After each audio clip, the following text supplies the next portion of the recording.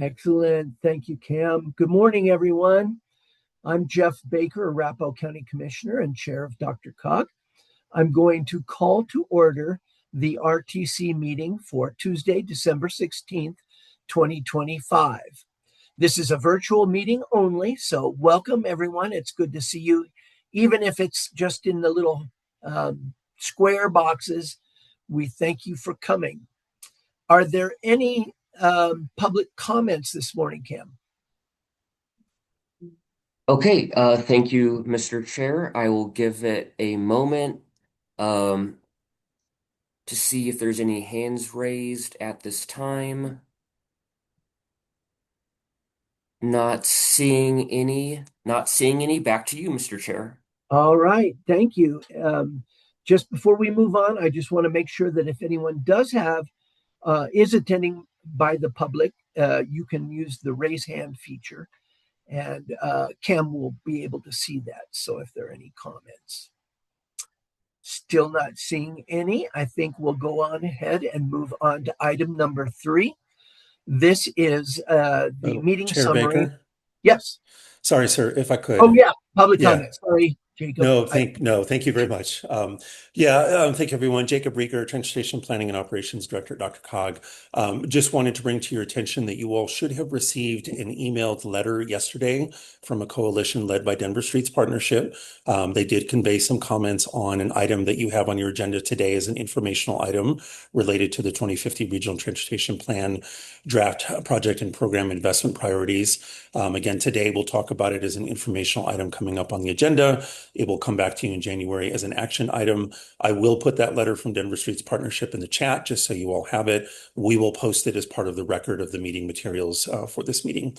Thank you, Mr. Chair. No problem. Thank you. Sorry, I forgot to. I was thinking public comment came at the end, but I just went through it. No worries.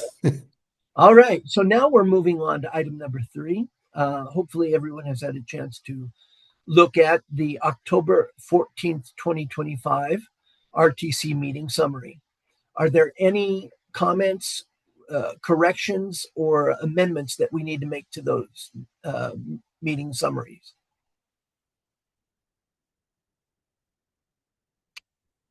Not seeing any hands raised for that as well. So we'll just consider those meeting summaries, that meeting summary to stand as published. We'll move on now to action items. Number 4, Transportation Improvement Program Policy Amendments. We're going to hear from Josh Schwenk, Senior Planner with DRCOG. Mr. Schwenk, you have the floor. Thank you, Chair. Let me share my screen. Hopefully you are all now seeing the memo in front of you. Yep. Okay, perfect. So we just have one proposed amendment to the Transportation Improvement Program for you this morning. This would be a change to the US 6 and Wadsworth Interchange Reconstruction Project. This project has been awarded some additional funds from both federal grant programs and from the state. So this would be adding an additional $20 million from a federal RAISE grant award, as well as $36.4 million in state legislative funds, $14.7 million in state regional priority program funds, and then $6 million in state FASTER funds. So happy to answer any questions related to this. Otherwise, there is a proposed motion available for you here in the packet. Thanks, Chair. Thank you very much. Do we have any questions for Mr. Schwenk?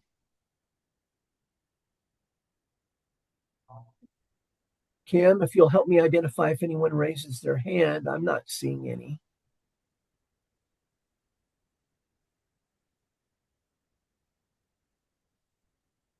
Nope. No hands raised, Josh. So it looks like we'll proceed to a motion. Chair would entertain a motion. I'd make a motion to recommend to the Board of Directors the attached project amendments. Chair. Shelley Cook. Thank you very much. Appreciate it, Shelley. All right, so we have a motion. Director Guzman RTD. Thank you, Director Guzman. We have a motion and a second. Is there any further discussion? Seeing none, all those in favor, please say aye. Aye. Aye. Are there any votes in opposition? Hearing none, that motion passes unanimously. Thank you very much. Thank you. Let's move on to, go ahead. Oh, I thought somebody was trying to say something. Okay, we'll go on to action item number 5. This is the active transportation plan. We're going to hear from Aaron Villari, Senior Active Transportation Planner. Aaron, you've got the floor. All right. Thank you, Mr. Chair, and good morning. I'm going to share my screen and just confirm that everyone can see that and get a thumbs up. Great. Thank you. All right. Well, thank you and good morning. My name is Aaron Villari. I am the Senior Active Transportation Planner here at DRCOG, and I've been working with the team over the last about 18 months, maybe a little longer, on completing a major update to the region's active transportation plan. So we're very excited to share this with you today. Just wanted to show the vision behind the plan, as I think this is sort of a good purpose statement. So the active transportation plan envisions a region where all people living, working, and visiting have access to safe and comfortable places to walk, bike, and roll. And the plan establishes a regional active transportation network that is complete, connected, and comprehensive, and recommends actions for DRCOG and its partners to extend access to active transportation through policy programs, guidance, and encouragement. So this is really the purpose behind it.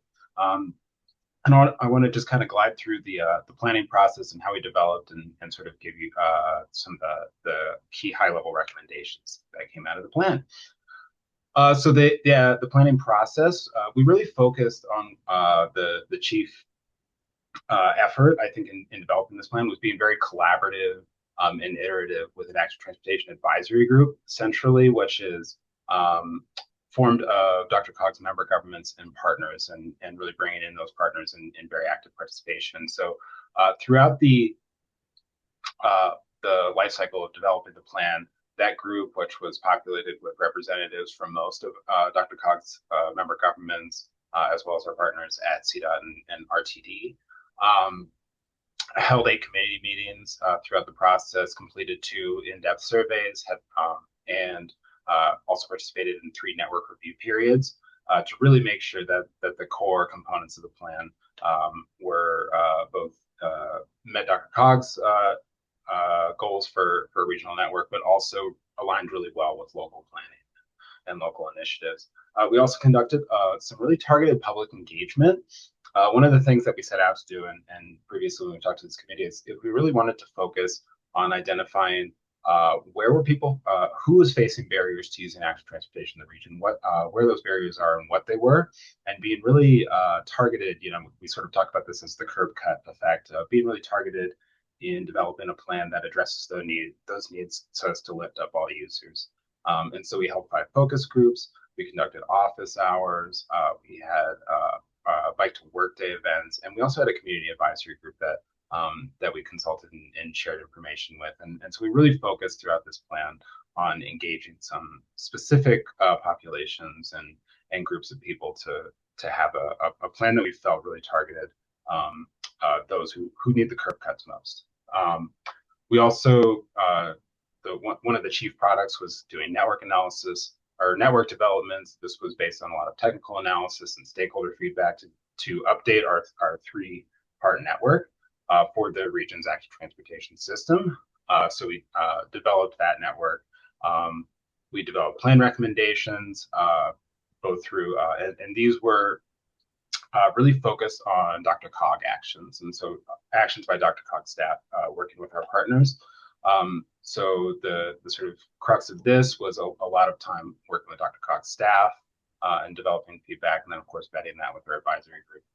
And then conducting peer MPO research just to sort of see where our peer agencies across the US are what they're thinking about active transportation and sort of what are the opportunities. And then finally, we developed a couple supplementary resource guides, which are built on national and local best practices and also stakeholder and public input. And I'll talk a little bit more about what those are, but those resource guides are actually not part of the adoption package. They're meant to be living documents that support and will help implement the active transportation plan, but we also want to be able to update them and respond to emerging trends and needs. And so just to give you a sense of the timeline, we began this in summer of 2024 with plan kickoff, and we've been in pretty active engagement with our advisory group and different stakeholders through the timeline, going into plan production in the spring of 2025, doing our public engagement, draft plan review in late summer of 2025, and now we're bringing it forth to you all. And so just wanted to quickly touch on the keystones of the plan. So first of all, the crux of the plan and really how DRCOG sees putting this into action is the Regional Active Transportation Network. This is for our entire COG area. And it's built on the same sort of three-legged stool, as we call it, or the three pieces that were in the previous or the existing 2019 active transportation plan, which is regional active transportation corridors. Those are linear routes, which are intended to be higher comfort and more inviting for a wider band of users throughout the region. We focused really on regularizing the grid of active transportation corridors so that in urban areas you have consistent spacing of a half mile to a mile between facilities so that people living in more urbanized places have regular access to active transportation corridors. The pedestrian focus areas, which are really built on an index of different indicators for likelihood to walk and need to walk. And so we really wanted to focus that on developing small district areas where enhancements to the sidewalk network can unlock accessibility and mobility for a large number of pedestrians. And then finally, the short trip opportunity zones, which are based on this idea of where are there a lot of trips under 2 miles, which is sort of a great sweet spot for shifting people to active modes. These are trips that you can often make as quickly and even more reliably using active transportation as you could by driving. So we really focused on developing these three legs of the network, updating that for changes in population and employment and travel patterns throughout the region. And so I'm going to glide through these, but the final chapter is, the Let's Get to Work chapter. These are the plan actions that we're recommending for DRCOG staff. I'll maybe just pin 3 of them, but we developed 10, and these are sort of our next steps out of the gate. So the first one that I'll talk about is we want to develop a region-wide gaps analysis for the walking and bicycling network.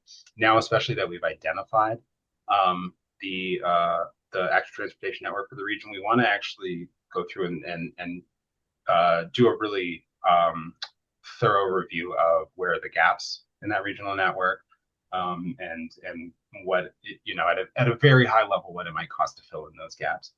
So we are planning to do that in the new year. I'll also point you to number 4, which is an action that is upcoming soon, which is that the project and program delivery team will be updating the TIP policy in 2026. And so we'd like to propose including active transportation facility standards in that update. So that, of course, what those facility standards will be part of that policy update and that sort of future conversation. But we think that's a really important part of achieving our safety and mobility goals is setting some standards for sidewalks and bike facilities that are supported through the TIP program. And then just last things to touch on. We want to develop a regional active transportation count strategic plan to really advance how we're benchmarking bicycling, walking, scootering activity throughout the region so that we have a better sort of window into how people are using the network. And then finally, just continuing to periodically benchmark and do some analysis of safety trends in support of our Vision Zero goal. And then this last 2, just sort of opportunities to continue the great bicycling and walking promotion and encouragement programs through our Way to Go team, and reviewing the performance measures for active transportation and sort of all of DRCOG's core products. And then the last thing that I'll talk about is so we included links to the 2 supplementary guides that we're really excited about. These were developed, I would say, in response to national guidance and new standards. So for instance, the sidewalk delivery guide is really in response to the adoption of PROAG. And we wanted to sort of take those national standards and give them more regional context and footing and have some tools and discussion about how to help our member governments and jurisdictions accelerate completion of their local pedestrian networks. And so these are really focused on designing for accessibility, designing for different types of users, common challenges that folks are facing, such as rising costs and challenges around labor and funding, and then some opportunities for sort of best practices and performance measurement. And then the Bicycle Plus program guide, which is sort of building on the great work of the new AASHTO and NACTO bikeway guides that came out in 23 and 20, or I guess both 24. Really building on that in the local context. Something we heard sort of when we were getting this plan started is we've had a lot of changes in bicycling, and Bicycle Plus meaning sort of the universe of small, lightweight micromobility vehicles. And so we wanted to really take those national guidance products and try to make them a little bit more locally specific and relevant to the changes that we've seen in shared micromobility and emergence of e-bikes and scooters and one wheels and all those little things. And so we try to develop some much more locally sensitive guidance that really builds on those national products. And so those are sort of 2 things that really support the extra transportation plan implementation, but we also want to be able to update and be responsive to emerging challenges. Just to quickly roll through, the public comment period was in the month of August, a little bit longer than a month. And this just sort of summarizes what the review period was. We received 82 comments, both by email and through our online portal. So we're really excited about that level of engagement. And some of the highlights, just an emphasis on enabling seamless regional travel among and between jurisdictions, an emphasis on wanting to inform and drive funding decisions for the agency and for the region, expanding sidewalks and active corridors for more comfortable use and strengthening alignment with local plans. And so we really tried to focus on addressing those sort of high-level comments. So what comes next? The sort of early actions in 2026. We want to support the TIP policy update and sort of engage in that next set of conversations. We want to commence the region-wide gaps analysis to start to understand, now that we have the network, what is it actually going to take to implement that, and then developing the active account strategic plan. So with that, I've brought a proposed motion for the team, but or for the committee, but I am happy to answer any questions. Are there any questions for Mr. Valeri? I'm sorry about your last name. I'm messing it up, I know. No worries. It's Villery. You're very close. Deborah, Director Mulvey. Yes, thank you. Mr. Villery, thank you very much for this. It's an issue that's close to the heart of my community down in Douglas County. We have a lot of cyclists and more pedestrians than ever. My question for you has to do with whether or not we have or will be considering all the changes in electric vehicle transportation, including the different classes, as part of what we're going to be doing with the 10 initiatives or the 10 priorities. Yeah, absolutely. So are you speaking specifically of like the 3 e-bike classes? Yes. Yes. Okay. And if I may also, one of the modes of non-combustion vehicle transportation that we have here also is golf carts on trails. So that's technically an electric vehicle, depending on the type of cart that it is. But it's not quite active transportation. Yeah, absolutely. The plan itself and its supporting documents are very much focused on the human powered sort of end of the transportation, but you sort of identified a concern that we were grappling with, which is sort of it's getting a little squishier what that means, I suppose. And so we did try to. I will backtrack just for a second, and if you can see, um, we did try to classify in the Bike Plus guide, sort of what we consider Bike Plus, and these generally are going to be within the existing classification system, the 1 through 3 system. So these are going to be vehicles that, are speed governed either to stop giving assistance at 20 or 28 miles per hour.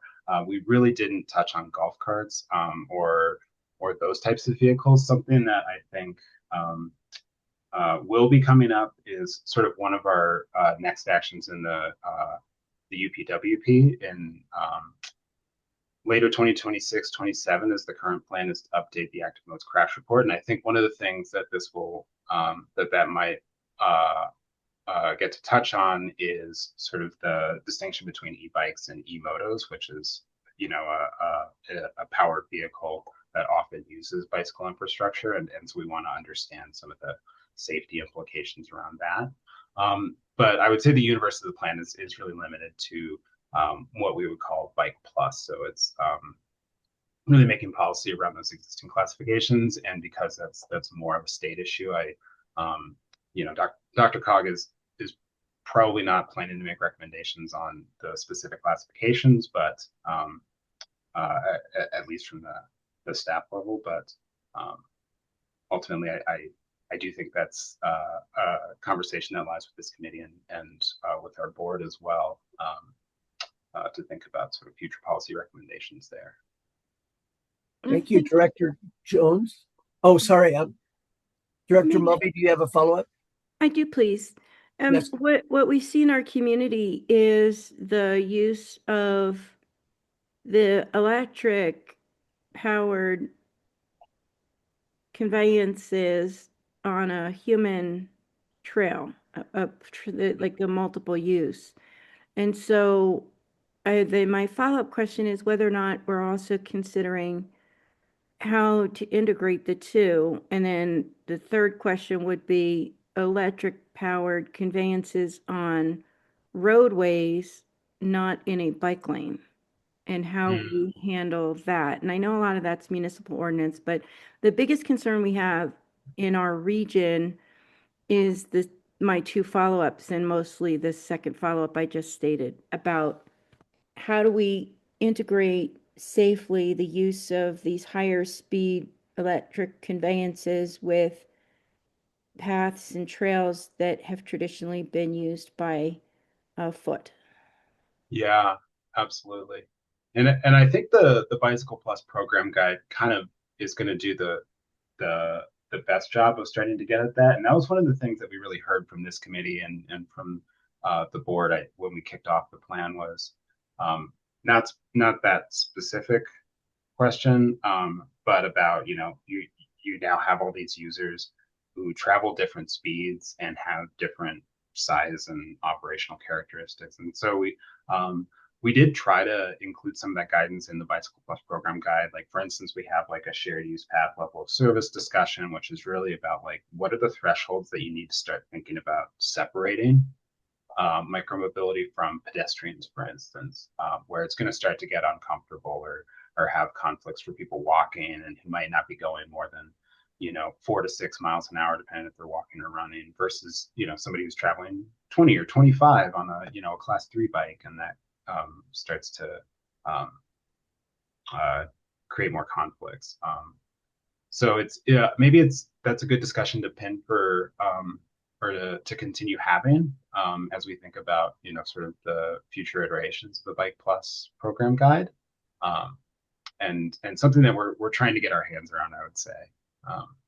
But certainly appreciate the comment, because that specific thing of like golf carts and those kind of motorized vehicles using off-street facilities is not something that we're currently covering in the guide. Thank you very much. Director Jones? Good morning, everyone. I too want to thank you for the great presentation and the great plan. It's very exciting and really supportive. I would note all of the benefits of active transportation, from the huge affordability piece to economic vibrancy to safety to public health, mental health. So it's great to have such a good plan and which I hope we'll adopt in a minute. I was curious about how um, how priorities around active transportation and the goals of this plan are reflected in the funding priorities that DRCOG has in terms of I don't know if this was in the plan and I missed it, but what's the percentage of the funding that DRCOG controls that goes to active transportation, and has there been goals set around how we want that to potentially change in the future? Yeah, that's a great question. And I think a lot of that discussion will ultimately fall to the next tip policy. I'm trying to remember off the top of my head, but for instance, the last tip call, I think about 11% of funding went to projects that were sort of active transportation first. But I think one of the big things, and the way that we're thinking about it is the thing that's really changed in the region is that pretty much all projects are active transportation projects in a certain way, or at least all that are not on limited access roadways. Is the thing that's really changed, and sort of the opportunity is whatever the scope of a project is, the tip policy and the annual cycles have really started to set these guidelines around sidewalks need to be included in all projects, and really having active transportation components in all projects. And I think that's one of the big challenges and conversations we'd like to have in the next update of the tip policy is how do we make sure that all those facilities, if you're doing operational improvements or some other kind of project on a roadway that isn't explicitly an active transportation project, well, how can we make sure that that's still an inclusive facility and it's still going to meet access needs? So I think that's sort of the clearest way that we intend, without setting a benchmark or requiring that certain amount of funds are dedicated to active transportation. We want to make sure that all projects are contributing to the sort of multimodal system, and are providing a level of service. Even if a street is not necessarily going to have a bikeway on it, that we want to sort of have that conversation about, like, well, how is this contributing to the larger network? How is it affecting the larger network? So very much a conversation for that'll be coming up very early next year. Thank you very much. Cam, could you do me a favor and elevate Director Tammy Maurer from attendee to panelist for us, please? I've been trying. You do have to accept the panelist promotion, Director Maurer, please. Thank you. Okay, and Jacob. Yeah, thank you, Chair Baker. Commissioner Jones, it's good to see you again. Just wanted to add to Aaron's excellent answer about your question. You're going to hear later today in this meeting about the Regional Transportation Plan, as I alluded to earlier, and you're going to hear a little bit about how we're addressing active transportation from that long-range kind of planning perspective. But Aaron's right. We're just about to kick off our next 4-year TIP process. We'll be starting that early next year. So as you well know, and most of you well know, over the next year and a half, we will be having those conversations about the next iteration of how we address active transportation as part of our TIP funding decisions. Great. Thanks. I look forward to that conversation. Are there any other questions? If not, if you could, Aaron, put that motion slide back up, the chair would entertain a motion. So first one is Director Packbos. Move to recommend to the Board of Directors adopt the active transportation plan. Thank you. Director Jones? And I would second. Thank you very much. Is there any further discussion? Chair Baker. Yes, go ahead. Sorry if I could, not about the motion, but before we end the item, I just want to give my thanks to Aaron Villery, Emily Lindsay, the other staff who worked on this. As you could tell by the presentation today, this was a tremendous amount of work. This is a big plan. A lot of staff internally worked on this, but also in our communities. I want to thank our communities because this really was a partnership. We're really pleased and proud of this plan. So thank you for your conversation and support today. Appreciate it. So we have a motion and we have a second. Any further discussion? Seeing none, all those in favor, please say aye. Aye. Are there any votes in opposition? Seeing none, that motion carries unanimously. Thank you very much, Aaron. Appreciate that. We're going to go on to our informational briefings. The first one is item number 6. This is the 2050 Regional Transportation Plan update on the investment process specifically. This is attachment D in your packet. And we're going to hear this morning from Alvin Badal Sanchez, the Regional Transportation Planning Program Manager.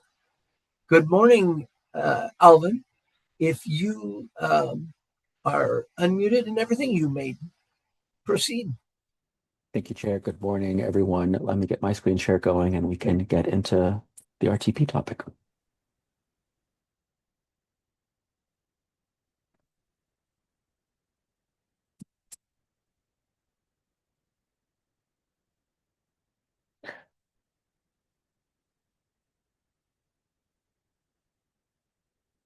And then just confirming you can see full screen share.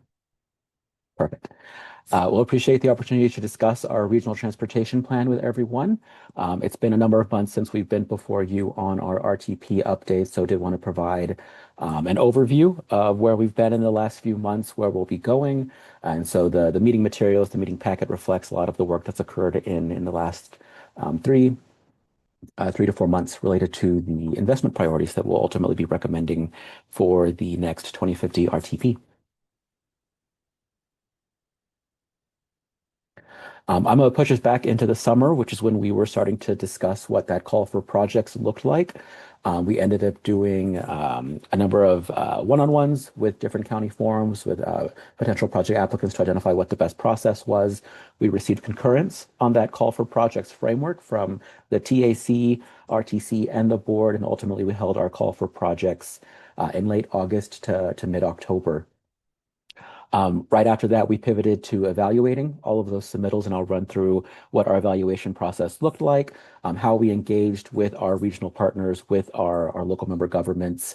And ultimately, we're here in December where we were just before our TAC seeking recommendation on the draft investment priorities, and we hope to be before the RTC and the board in January, continuing that official process.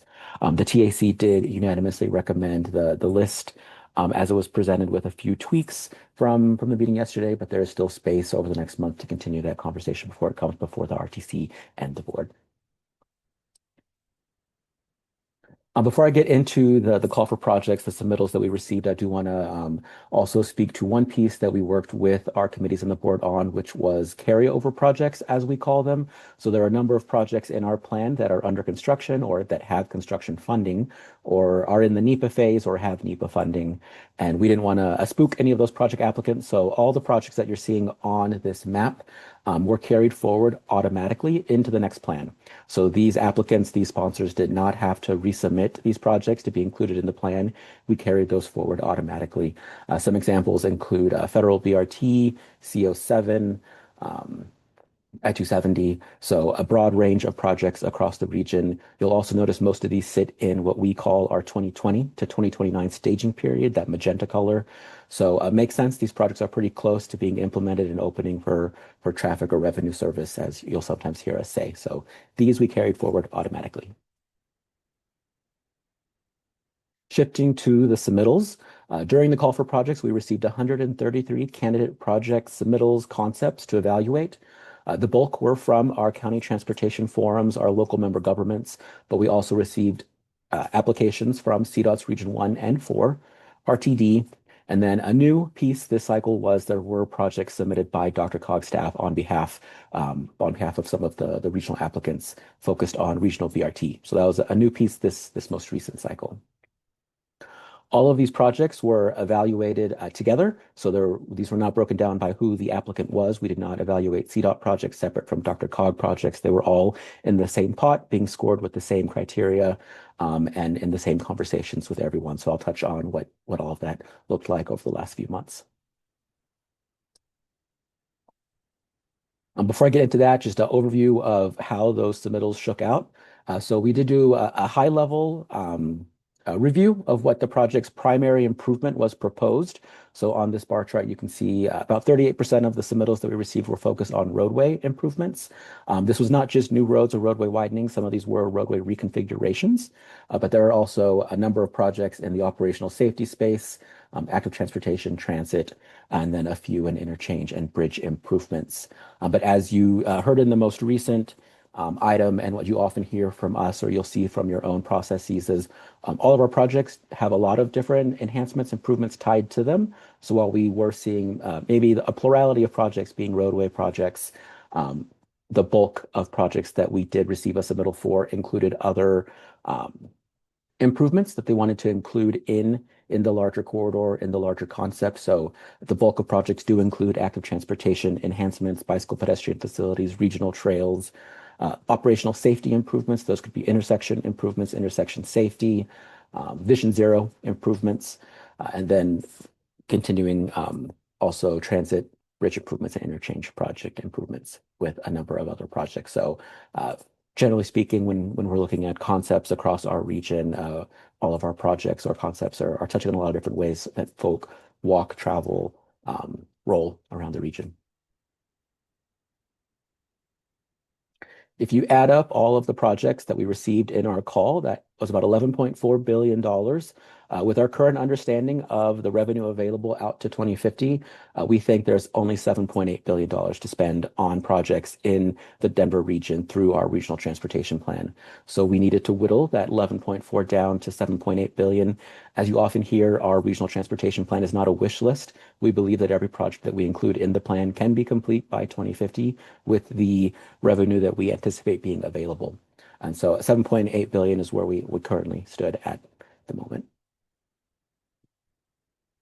So how did we start to talk about those projects that were submitted? Our evaluation process included a regional review panel that I'll touch on in a few slides, but made up of reps from each of our counties in our 10-county area, as well as planning staff from DRCOG, CDOT, and RTD. These submittals were evaluated using the 6 adopted regional transportation plan priorities and 3 themes that are identified in MetroVision. But our qualitative scores aren't the only piece we look at when evaluating projects to include in the plan. So we also provided information to our regional partners and our regional review panel focused on congestion along those corridors today and in the future. An analysis leveraging our existing equity index here at the agency. There were some forums that prioritized their projects. What was their number 1 ask? What was their number 2 ask? If we got to the point where we needed to consider that, that was also available. And then we looked at the public feedback that we had received to date for projects to include in the RTP. That evaluation was combined with our draft financial plan and coordination between the 3 regional partners on the best way to start drafting and workshopping those recommended investment priorities. So these are the 6 regional transportation plan priorities I touched on: multimodal mobility, freight, active transportation, safety, air quality, and regional transit. In addition to those 6 priorities, we also looked at 3 MetroVision objectives focused on resilience, development, and maintaining a connected transportation system.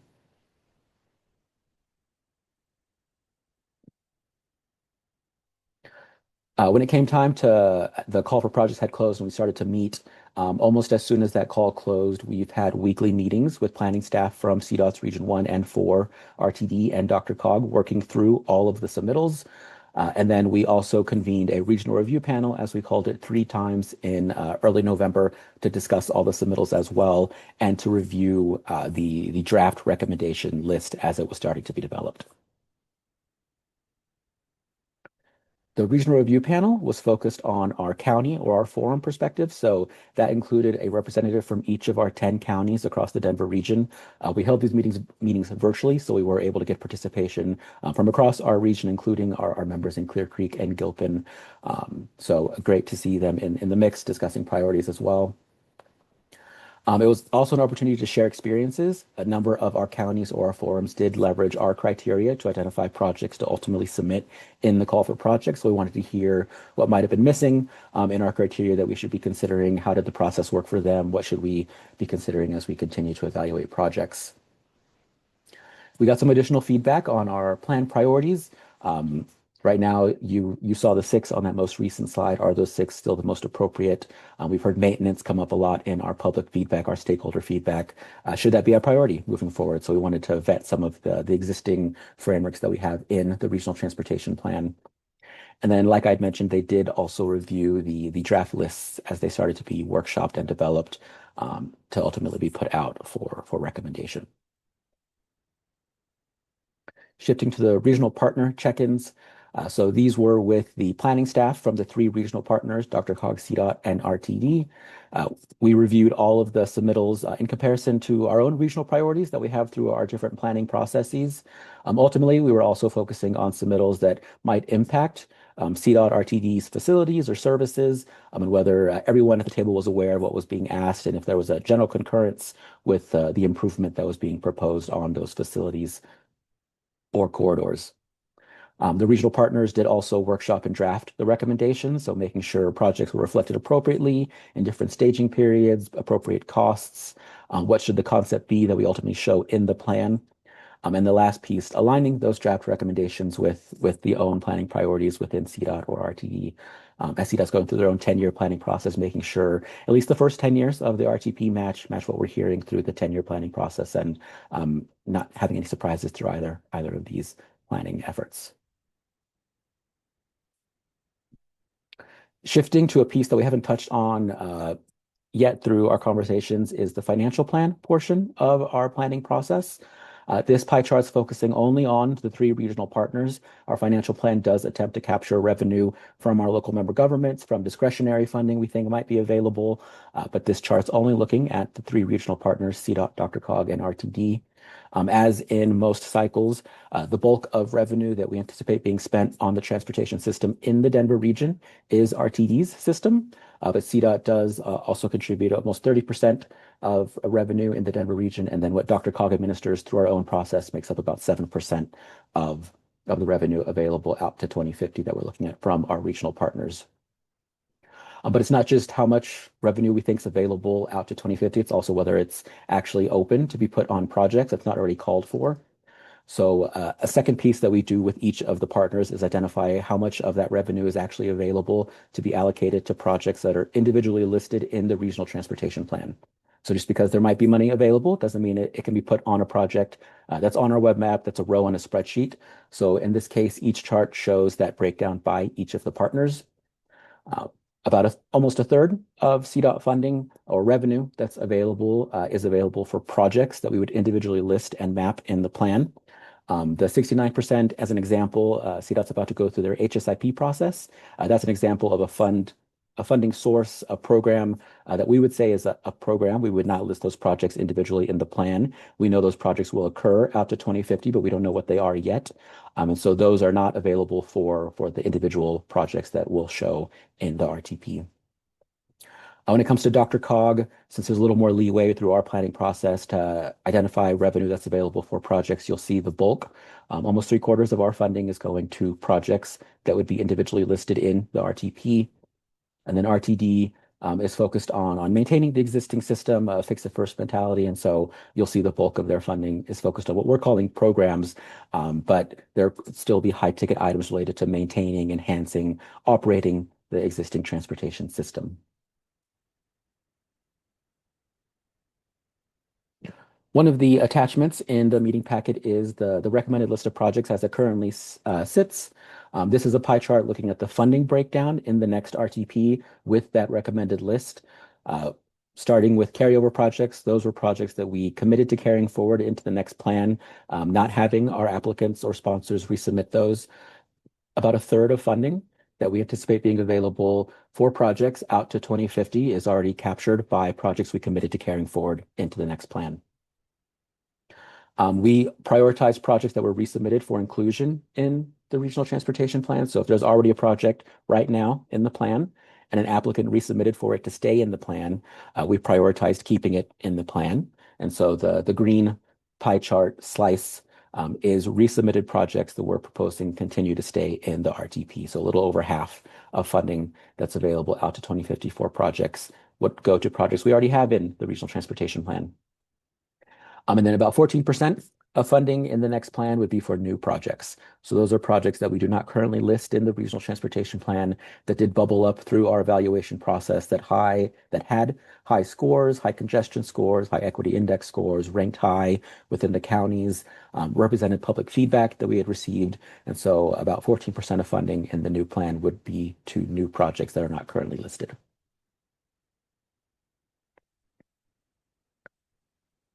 And then shifting to that engagement, just to touch on another piece we haven't had a moment to yet.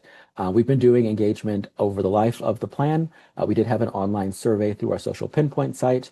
We've been attempting to go to as many pop-up events as possible throughout the region. Those included festivals, social events, farmers markets.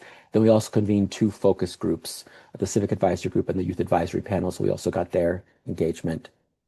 Generally speaking, across the region, folk are interested in improving transit. That could be expanding routes or increasing frequency across the region. Bicycle pedestrian infrastructure and maintenance came up a lot through our feedback as well.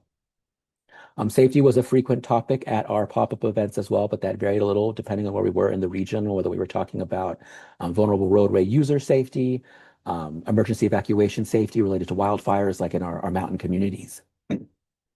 But it continues to rise to the top as one of our priorities we were hearing from the public. And then just a map showing that engagement that we've been to in person across the region. We've tried to get out to as many communities as possible across our 10-county area. That engagement's been broken down into two phases. The one in purple occurred first and was focused on visioning, making sure the priorities that we were listing reflected what was still a priority for the region. And then teal, asking participants to rank the different project types that we could include in the plan. What were the most important projects folk would like to see in the plan in their communities? So we've been to a number of events across the region. Two that are missing from this, we've been able to attend the Castle Rock Youth Commission and the Westminster Youth Advisory Panel in the last month as well. So we're hoping to get out to additional bodies across the region focused on older adults, transportation, youth, to continue to engage with them. Next steps as we look forward, we're before you now with our informational briefing. We'll have a similar conversation with our board tomorrow. We will be before you again in January, as was noted, seeking recommendation on that recommended list, and then before the board, ultimately for approval of that recommended list as well. I did note the TAC unanimously recommended the list that was included in the packet, with some select revisions to continue to explore for projects. So those will occur over the next month, and what is presented to the RTC and board in January will reflect what we're able to revise based on those comments from the TAC. Pending board approval, we then shift to modeling. You often hear say it can take us up to 6 months to get through our air quality and GHG modeling. There's been a lot of new information coming from the state related to our GHG work, so we want to make sure we have enough time to get through that process, show compliance, do the work we need to do to make sure we are good stewards of the federal dollars that we're receiving through our planning process. That concludes my presentation, Chair. I know a lot of information to digest that was included in the meeting packets and verbally here, but happy to take any questions. Thank you. Are there any questions? I see one hand raised. Director Guzman. Thank you. I've read through these materials pretty carefully, and this is going to sound super parochial. I apologize, but on attachment D2, page 6, the 11th item listed from Denver, doesn't really have a great description. It's a downtown two-way conversion, feasibility, design, and construction.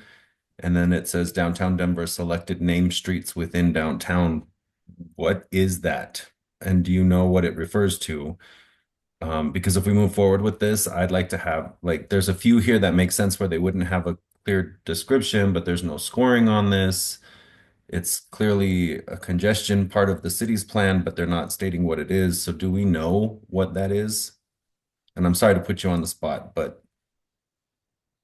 There's no worries, Director. So I believe attachment D2 is the full list of projects that we received through the project, through the call for projects. So just a quick clarifying point, all of those are not proposed for recommendation in the next RTP, but for that project in particular, it is focused on studying routes across the downtown Denver area that could be shifted to just two-way traffic. Because it is a study, that's not one that we necessarily need to include in the regional transportation plan. We also received a study for, I believe, like US 36 to evaluate that interchange. And I believe a third one that I can't recall off the top of my head. But generally speaking, we don't include studies in the RTP. We let the planning process identify what's the best improvement to include. And then ultimately, once it comes time to be reflected in a plan, if appropriate, through our process, we'll list what that improvement actually is. But since it's still a little amorphous, what the improvement would be and where the improvement would be, we're not recommending that that study be moved forward into the recommended list. Okay, thank you. That's what I was concerned about. I appreciate it. Thank you. Mike Silverstein, and then Director Jones next. Okay, thank you, Chair, and thank you very much, Alvin. Could you go back to slides 5, 6, and 7? I have questions on those 3 slides.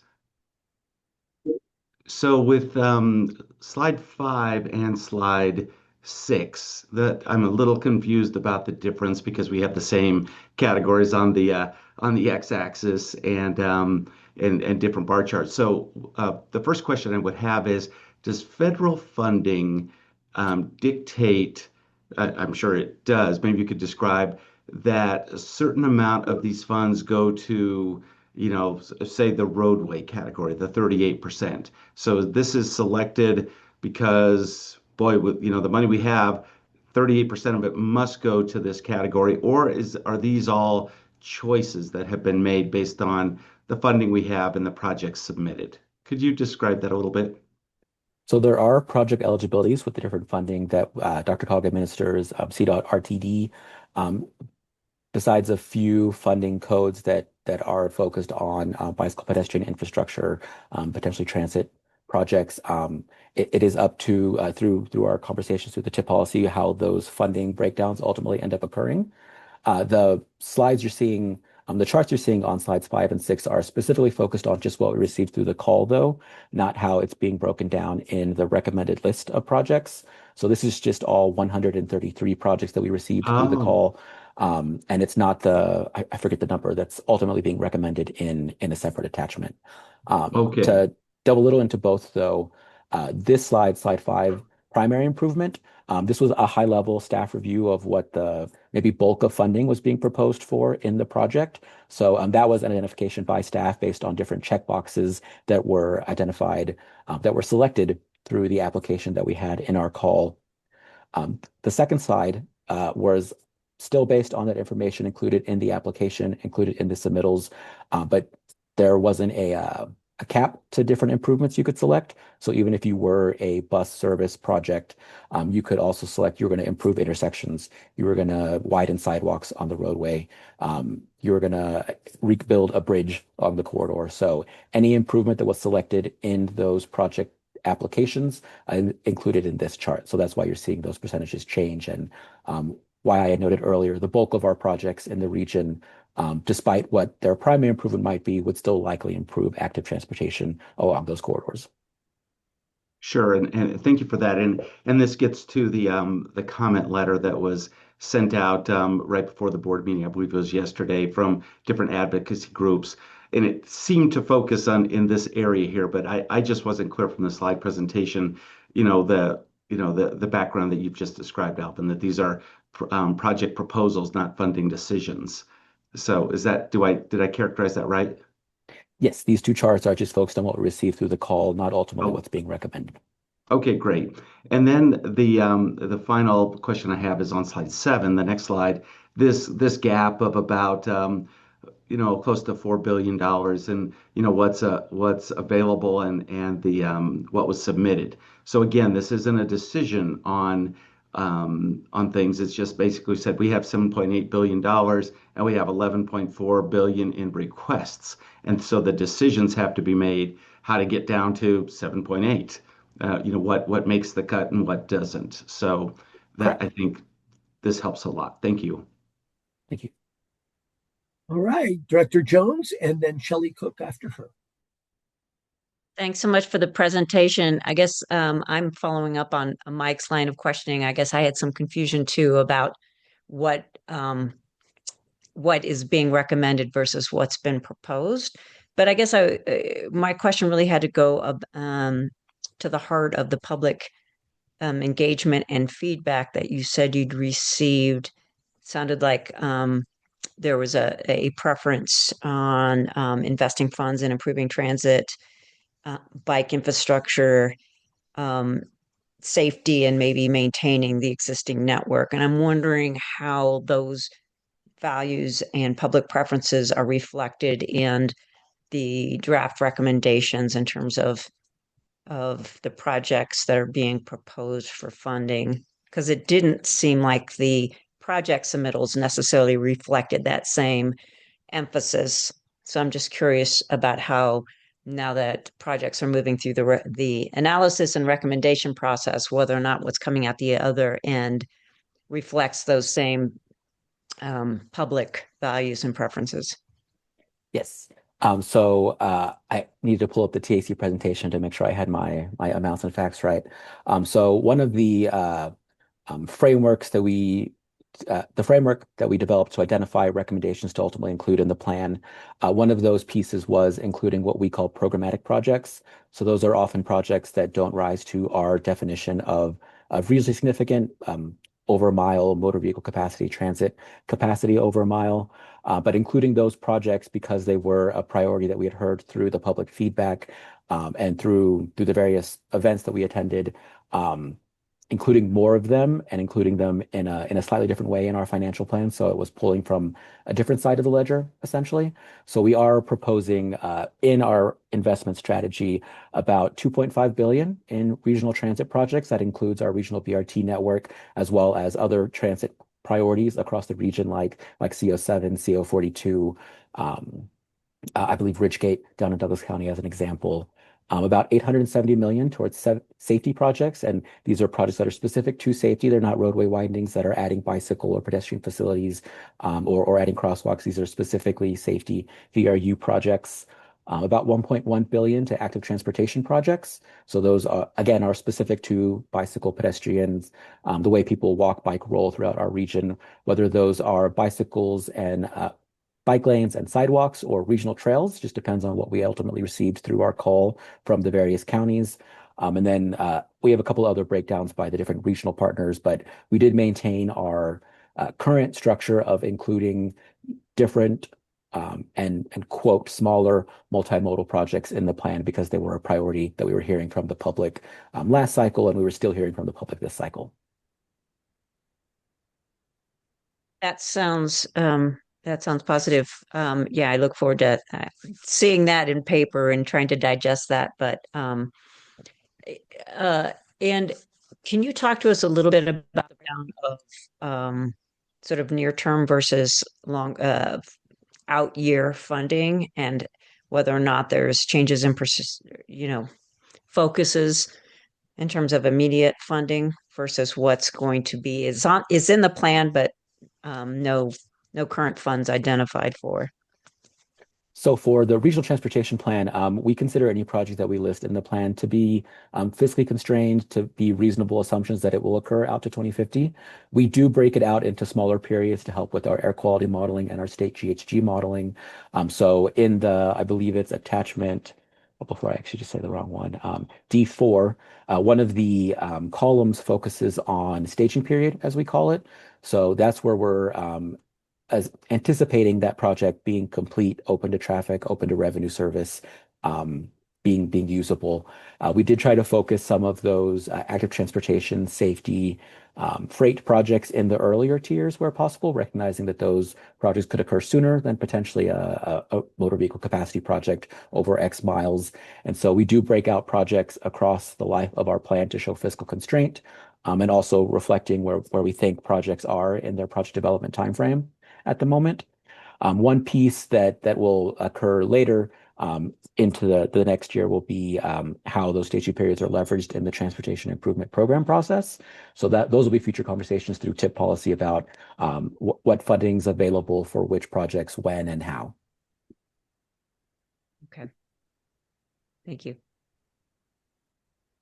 All right, Shelley Cook and then Director Mulvey. Thank you. I hope to piggyback also on Mike Silverstein's and Elise Jones's comments. Talking in particular about project type versus project elements. Even if something is listed as a road project, then you could see in some cases some pretty considerable benefit for transit, for example. And I'm thinking specifically of the projects that have managed lanes. I became a believer in them for transit when I was at RTD, and we saw the success of the FF2 in the US 36 corridor on those managed lanes. And then through my own experience operating a little nonprofit that did a transit route, we used 470 in order to achieve time savings. And that piece can be a critical element in the decision that people make, whether they're going to take transit or whether they're going to go ahead and drive. And in particular, we've seen estimates by the CDOT staff of a pretty considerable time savings in the I-25 corridor for bus staying riders relative to an SOV during peak times that I think will be pretty compelling. And just recently, I've had a lot of interaction from folks on social media who were interested in the use of the managed lanes, whether up in the mountains or down I-25, by CDOT's transit vehicles. So thanks so much. Thank you very much. Director Mulvey and then Director Papa. Hi, yes, thank you. Mr. Chair, further to the point we're discussing, and particularly on the public values and preferences, I'd like to emphasize that we're a rather large region and we're diverse, and that where there's an urban area, there's also a rural area or a semi-urban area. And I don't even say suburban, because a huge part of our region, one, includes areas where there, number one, is no transit, or number two, you must connect to transit if you want to even consider those goals, and number three, families have no way of getting around without a project that involves a road that then we can add the multimodal component to. And so the expressed public values and preferences in these regions is not for busing, because it's very hard to bus your child with sports equipment and study books up and groceries, and they still need to live their lives. And so if we want to keep our community served, I do think that we have to consider all of the public values and preferences that are parts of the region that we cannot change. We cannot make a ballot measure that's going to pass that allows RTD to go into a place where it's not. And so there are parts of Jeffco, parts of Arapahoe, parts of Douglas County that are stuck with the road. And so the best we can do is what is being done. And I thank Mr. Vidal Sanchez and all of the project persons who are considering how to still incorporate other ways of transit in a place where the public either has no choice or doesn't want a different choice. My second comment has to do with the fact that there is a very large multimodal component that is not part of DRCOG's overall mandate, and that is rail. And we still have that going on. I'm a representative for DRCOG on the Front Range Passenger Rail Board, and this also closely communicating with regard to mountain rail. And the Front Range Passenger Rail in particular is going to connect those communities that don't have other means of public transit to those areas which either do have public transit or where, folks really prefer to travel that way. So I think that the overall policy of the state, combined with the policy that we're setting at DRCOG with the RTC, does count for the full measure of the public's preferences and needs. Thank you. Thank you, Director Papa. Thank you, Mr. Chair. I just wanted to express my appreciation for, on behalf of the regions, working with the DRCOG staff and putting together the project list. I know it's not easy to gather all of the all of the needs. And of course, there's more needs than there is funding available, and working through that over the past few months. So in order to put together a recommendation for consideration by not only the RTC and then eventually the board of directors. So it was, as always, it's great to work with our partners at DRCOG. Thank you very much. Thank you. Appreciate that. Any other comments or questions? Not seeing any. Cam, do you see any? Nope, I don't see any, Mr. Chair. All right. We're going to go ahead and move on to our next informational briefing. This is item number 7, shared micro-mobility in the Denver region update. Attachment E, we're going to hear from Steph Piperno. I'm hoping I'm saying that right. Emerging Mobility and Transportation Demand Management Planner. Yes. Steph, you have the floor. Thank you. Good morning, Chair Baker and members of the RTC. Thank you, Carolyn, for getting those slides up. My name is Steph Piperno, and I'm here this morning to discuss shared micromobility in the Denver region. Next slide, please. So this summer, DRCOG published an update to the shared micromobility in the Denver region white paper. This was a collaborative effort between DRCOG and DRCOG's micromobility work group, and it was first published in 2020. So this white paper includes information on trip trends, regulatory policies, best practices for program implementation, and best practices for operations and safety.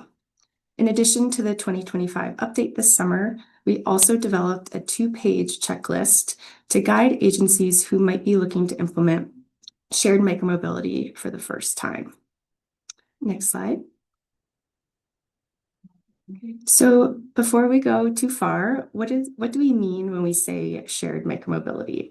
So shared micromobility refers to shared, low-speed, lightweight, small human and electric powered transportation devices like bikes and scooters. There's a variety of different models when it comes to shared micromobility. You can have a docked or station-based bike sharing system, or you can have a dockless system. So the image on the upper right-hand side shows a picture of Boulder's B-Cycle docked bike program. And the image on the bottom left is from the city and county of Denver. This is a painted and slightly protected parking corral, and this includes both e-scooters and e-bikes. It's also important to note that communities can have both a docked and a dockless system operating simultaneously, and that's the case in the city of Boulder. They have both the docked B-Cycle program, and they also have a dockless Lime scooter program. Also, when we're talking about shared micromobility, we're really talking about short-term rentals. Typically, trips are 2 miles or less. So this differs from, say, somebody who rents a bike from a bike shop, takes the bike out for the entire day and pays a fixed cost. Next slide, please. So there has been a long history of shared micromobility in the Denver region. It was first introduced in 2010 with the launch of B-Cycle in the city and county of Denver. And there's been a variety of different programs, some pilot programs with a variety of different operators across the region. The city of Aurora in 2017 was actually the first community in all of Colorado to launch a dockless program. And that was with 3 operators, OFO, Lime, and Spin. And it's worth noting that as the shared micromobility landscape evolves and matures over time, several of these operators have merged, some have left the market, or some have gone out of business. Next slide, please. So today we have 4 active programs and 1 pilot program across the Denver region. And we currently have 4 operators.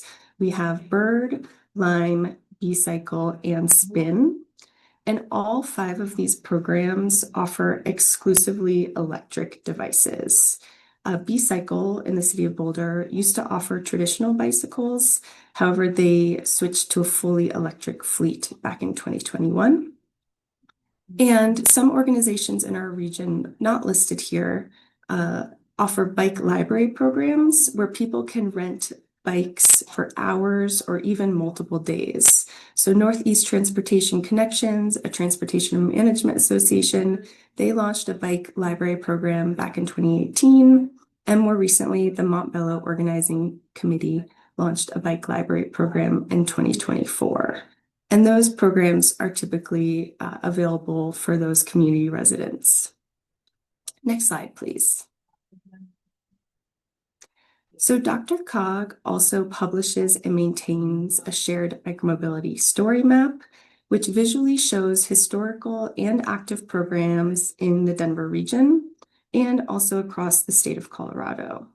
And we update this resource annually as shared micromobility is constantly changing and evolving. The different colors on this slide show the different devices available in each jurisdiction. Next slide, please. So in 2019, DRCOG convened the Micromobility Work Group, which is a group of planners and stakeholders from across the region to discuss their top priorities when it comes to regional collaboration. And there was a strong consensus among this group that data standards and data sharing were top priorities. So rather than having each jurisdiction procure their own software system to track trips and manage the program, the group discussed having DRCOG manage the vendor solicitation and manage the contract to reduce the burden on our member governments. So in 2019, DRCOG released a vendor solicitation for micromobility data sharing software platform. And we went through a competitive selection process, and the company Ride Report was selected. And the Ride Report platform provides public data dashboard for both the regional and local programs and provides internal analytics tools that allows the jurisdictions to monitor compliance with their program policies. So to give you an example, a jurisdiction can identify a no ride zone or a no parking zone in the platform, and then that is instantly communicated to the operator on the back end of Ride Report. So this really allows program managers to manage the public right-of-way in real time. So what is now known as the Shared Micromobility Data Collaborative is made possible through financial contributions from DRCOG, CDOT, RTD, and the local government partners who have active programs and who opted to participate. So today we have Boulder, Arvada, and the City and County of Denver involved in the collaborative, but we've had up to 7 communities participating at one time, including Aurora, Brighton, Thornton, and Littleton. And all of that data is retained, that historic data is retained and shareable through the Ride Report platform. So you can see on the image on the right-hand side, this is a screenshot from the public-facing dashboard. And while several of these programs are no longer active, you can still see that historical data on there. And then lastly, by having DRCOG manage the Ride Report contract, local governments can easily become a user through a simple letter of interest process, and that gives them access to the platform at a heavily discounted rate than if they went to procure the software on their own. Next slide, please. So because we have the ability to track these trips through the Ride Report platform, we know that shared micromobility is very popular and ridership continues to grow year over year. So since 2019, riders have taken over 25 million shared micromobility trips in the Denver region. We're slightly behind numbers in 2024 this year to date, but we're on track to hit around 7 million trips again in 2025. Next slide, please. The next few slides are going to dig a little deeper into the trip trends and what we're seeing across the region. So next slide. So it's probably no surprise to anyone in this virtual room that shared micromobility trips peak in the summer during the warmer months. So we see the highest ridership in our region in Q3, which is July through September. The graph on the left-hand side is showing you quarterly figures from 2019 to 2024. You can see that in Q1 2024, we had a little over 1 million shared micromobility trips taken between January and March. And on the right-hand side, this is showing Q3 figures from 2019 to 2024. And you can see that from July to September of the same year in 2024, we had 2.7 million trips taken. Next slide, please. So we also know that the majority of shared micromobility trips tend to be relatively short trips that help connect people to transit. In our region, 70% of our shared micromobility trips are less than 1.5 miles. Next slide, please. So how do we know that shared micromobility trips are connecting people to transit? We can't tell for sure using the Ride Report platform where people are going once they end a trip, but we do have recent survey results from the City and County of Denver, Arvada, and Boulder that help tell us this story. So recent community survey results show that in Denver, 43% of riders are using shared micromobility devices to connect to and from transit. 54% of riders are using shared micromobility devices to connect to and from transit in Arvada, and 23% of riders are using shared micromobility devices in the city of Boulder. Next slide. We also know through these same survey results that shared micromobility is replacing vehicle trips. So from those same surveys, we see that 51% of respondents say they would have driven or taken a ride-hailing or taxi trip in Denver. 34% of respondents would have driven a personal vehicle or taken a shared vehicle in Arvada, and 47% of respondents would have driven a car or used ride-hailing service in Boulder. Next slide, please. And then lastly, we know that providing safe places to ride encourage additional ridership. So 48% of respondents in Denver said that safer places to ride would encourage them to ride more.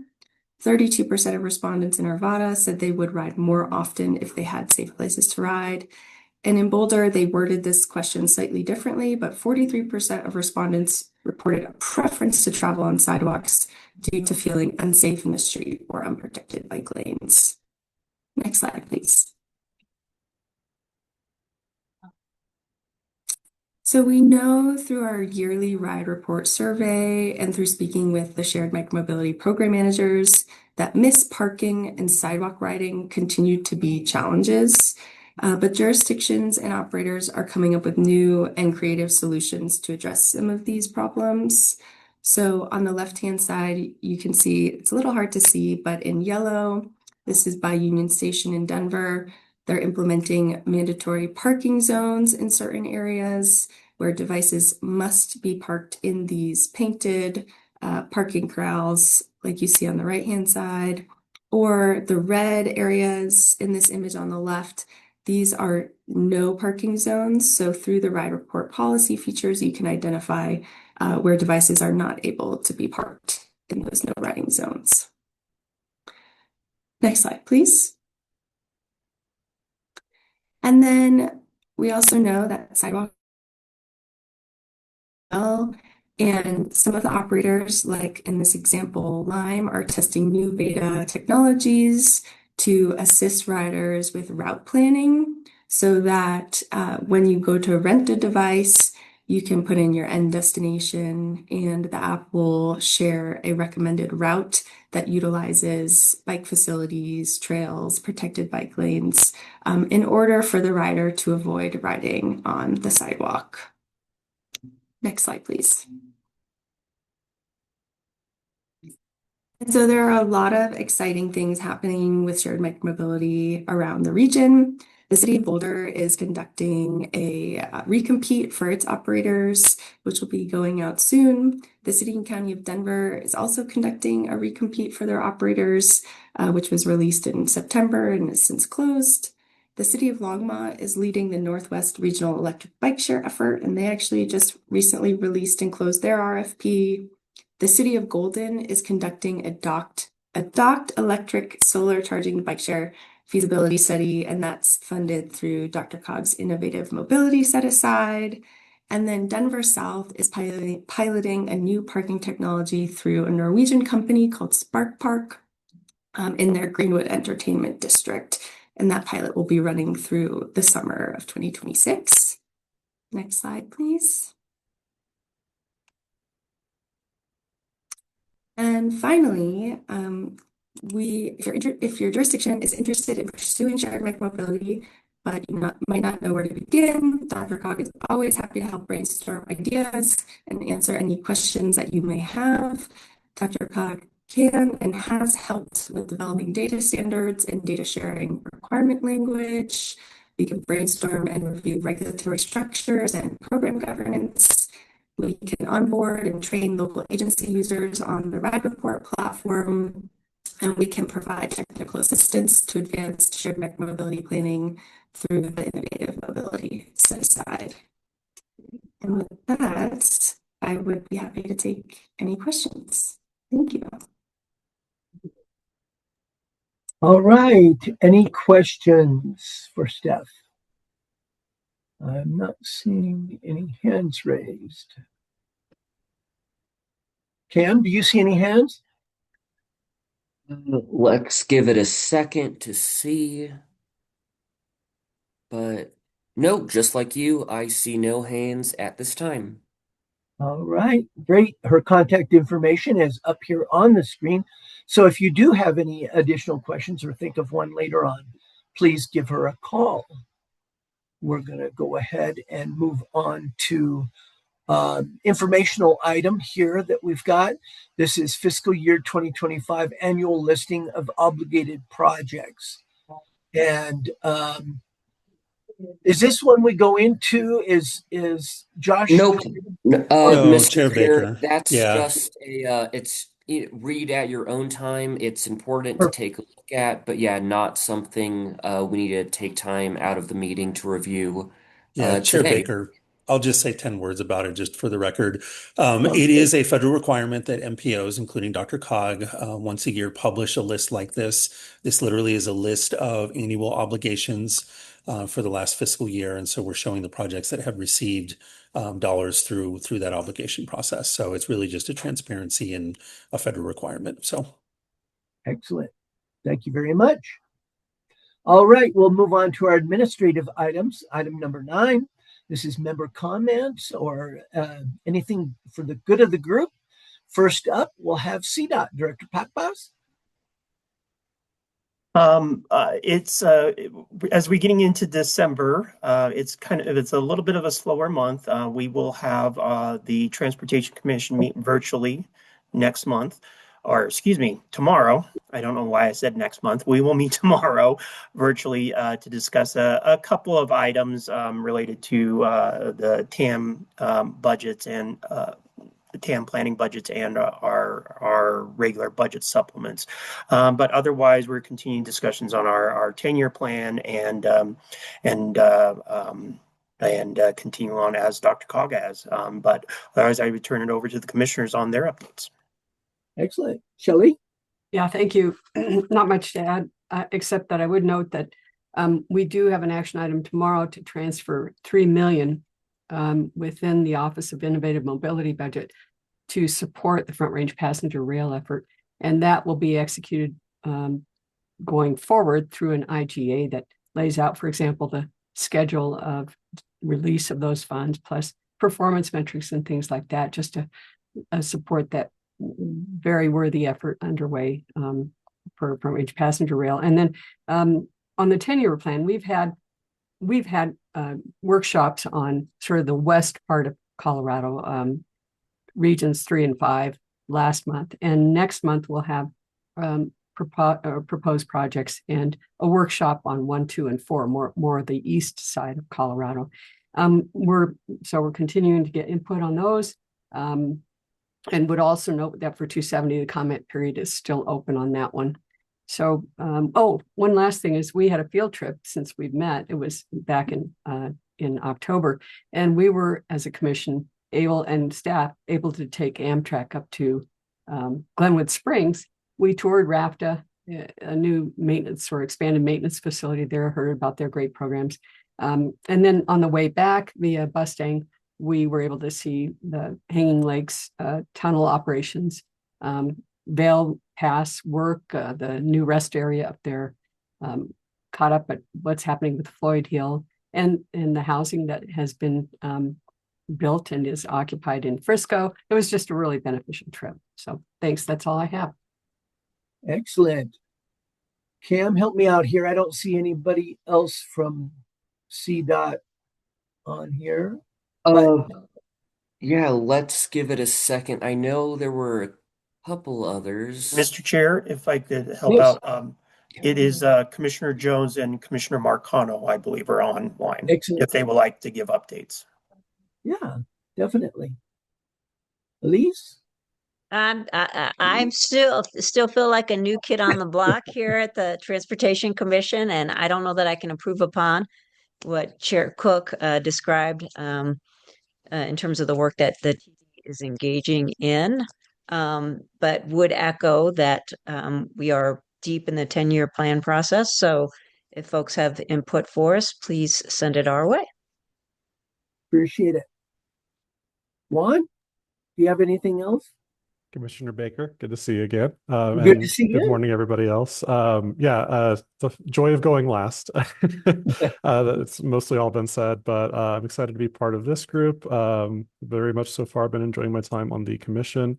I've begun planning out the upcoming year's meetings. We're hoping to do public meetings in every jurisdiction in my district.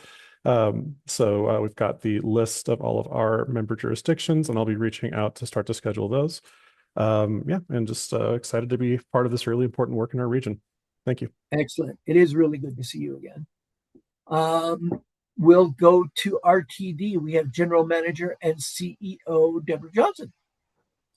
Good morning. Thank you so much, Mr. Chair. Greetings to all that are assembled here. As introduced, I'm Deborah Johnson, serve as the General Manager and CEO and a Director here in the RTC.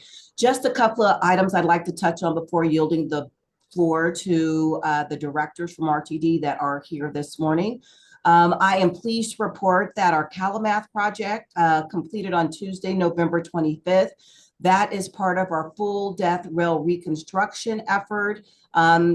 It took place at the intersection of Calamath Street and Colfax Avenue adjacent to the Auraria campus and is part of our multi-year downtown rail reconstruction project to fully reconstruct miles of light rail track embedded through the roadways in downtown Denver. You've heard me reference this before at other meetings, but really am excited. And it was something to be thankful for, finishing 2 days before the Thanksgiving holiday.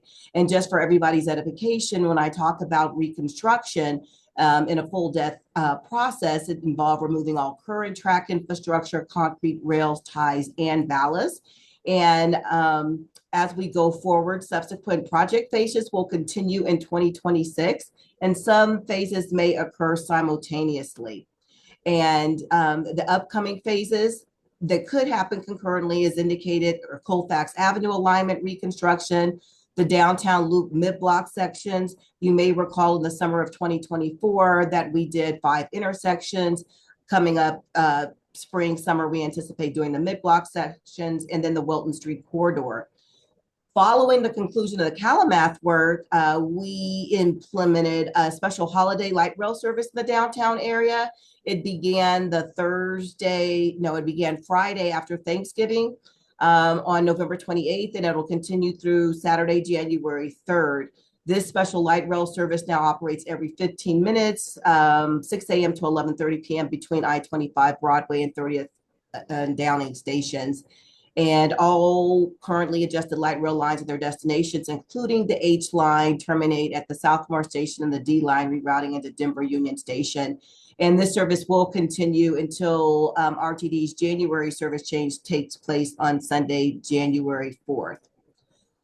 Some other good news: on Monday, November 24th, RTD launched Tap and Ride functionality across our transit network. And it's a new fare payment option that provides a quick, secure, and convenient way for customers to pay their fare at any validator, including those at transit platforms and aboard fixed route buses. So it's basically what you do when you go to your favorite coffee shop or go into, your grocery store. You can tap a Visa or MasterCard, credit, debit, or prepaid card, or use your mobile wallet. And those payments include Apple Pay, Google Pay, and Samsung Pay. And we are planning to add American Express and Discover card options in early 2026. And for those customers eligible for fare discounts, they can link their eligible payment card with their MyRide account so they receive the appropriate fare reduction whenever they tap. And also Tap and Ride supports our fare capping, meaning that a customer using the same physical or digital card to tap each time will never pay more over the course of a day than the cost of a day pass or an airport pass for those round trips to Denver International Airport. I'd like to announce that beginning December 8th and continuing through January 5th, RTD is seeking applications from organizations and government agencies that serve clients with immediate transit needs for a transit assistance grant. We initiated the grant program following recommendations from the 2023 System-Wide Fare Study and Equity Analysis. And this program assists qualified organizations that serve clients with immediate needs by providing grants in the form of RTD fares. The agency set aside $1 million for the TAC program. And of course, the board approved this in the budgetary process to offer RTD fares at no cost to grant recipients. And in 2025, RTD awarded 149 area organizations with no cost fare media, and the program helped more than 37,000 people with transit needs. What we're going to do tomorrow for organizations and agencies that are interested in learning more about the TAG program, they're invited to the application support webinar, which occurs from 1 o'clock until 2 o'clock tomorrow. Wednesday, December 17th. And additional details about the program are on RTD's website, and you can just search for Transit Assistance Grant. And then rounding out, I wanted to share for the 17th year, we are partnering with Molson Coors as relates to Zero Fare New Year Eve service that commences on December 31st at 7 p.m. and goes until 7 a.m. Thursday morning, which is New Year's Day.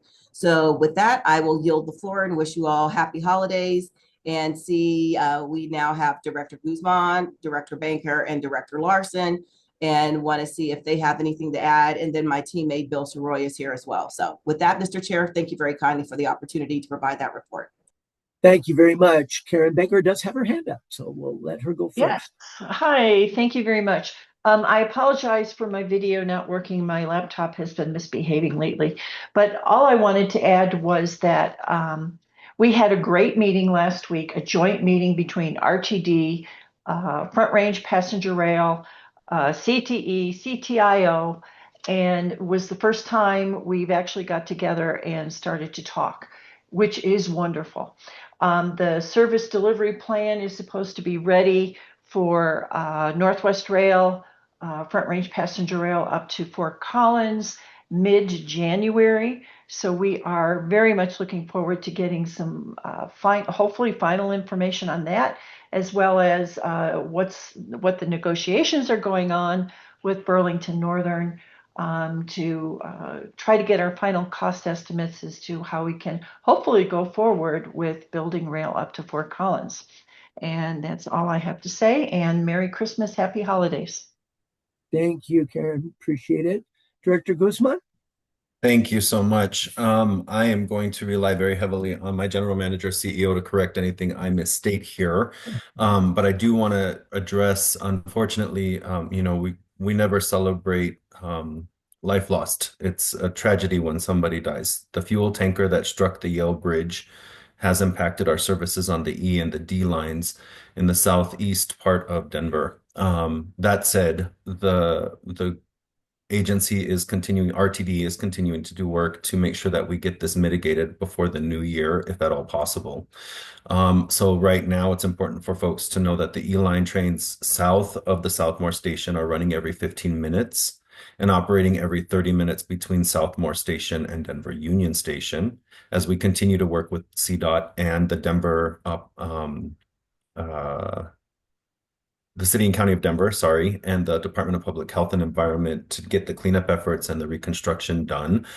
That includes x-rays of the structure, removing damaged panels, doing any full inspections, and that way we can resume service once it is safe to traverse that bridge. Any non-aesthetic work will be taken care of later, but RTD is fronting the cost to be able to get this done so we can return back to regular business, and we will file through insurance later.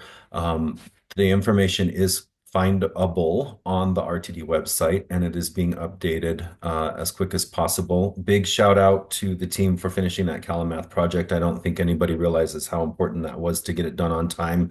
I think it was 87 days. Is that correct, Deborah? No, actually, it was 84. We had projected 84. 86 and 84. Yeah. A day or So two matter. 4 days of full depth reconstruction and rebuild of that. And I have ridden that train multiple times in multiple directions. It's wonderful. So if you come up to downtown, switch over at I-25 and Broadway and jump on the holiday train and head up to Five Points for some good soul food, hot chocolate. There's a wonderful brewery up there. Five Points is always welcoming to everybody that comes through. You can do your holiday shopping in the downtown corridor and then head on back to whatever mode of transportation will get you back home safely. With respect to the New Year's Eve celebrations and holiday celebrations, I'm going to put the PSA out there. Do not drink and drive. I would rather you call me directly and I pay your bus fare to get you home safely and soundly so we don't have any accidents. And I think we all feel that way here at RTD. We are trying to make lives better through connection. We will get you where you need to be, but please use public transportation or alternative methods. Do not put yourself or others in danger. We want to start the new year with 0 fatalities and keep it going that way. And I know that's everybody's goal. So please enjoy, drink responsibly. And if you need to travel, make sure that you have a backup plan to get home safely. Thank you. Happy holidays, everybody. Thank you very much for that PSA. We really do appreciate that. We'll continue to share that out as well. Okay, Matt Larson, do you have anything for the good of the group? I don't have any comments. No, thank you. Okay, how about Bill Saroy? Nothing for me, thanks. All right, thank you very much. We're next going to hear from Mike Silverstein with the RAC. Yes, thank you, everyone, and wonderful updates from everyone. I learned so much at these meetings. Really fun, and happy holidays and Merry Christmas to everyone as well. Just a quickie. I know we're getting close to time here. So the Air Quality Control Commission in November heard from the Regional Air Quality Council on our board adopted blueprint. It's an emission control strategic plan to assess various, or I should say numerous emission control strategies that could be considered in the future here over the next 4 or 5 years for air quality improvement in our region. So we're in a kind of a planning mode at the RAC to fully develop emission control strategy approaches. The information provided in some of the briefing materials today, I thought were super helpful in our to add to our library of information. So thank you, RTD staff, for all that hard work. And so just a conclusion to my remarks. Just again, happy holidays to everybody, and thanks everyone for including me in this group and helping me learn and grow from all the work that everyone's doing. Appreciate it.